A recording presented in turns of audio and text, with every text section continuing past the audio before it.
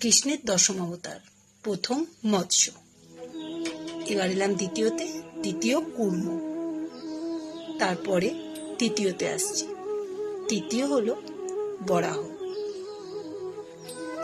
এরপরে আসছে নৃসিংহ বা নরসিংহ, চতুর্থ। পঞ্চম অবতার হলো বামন। কৃষ্ণের ষষ্ঠ অবতার হলো পরশুরাম। তারপরে আসছে সপ্তম অবতার শ্রীরাম।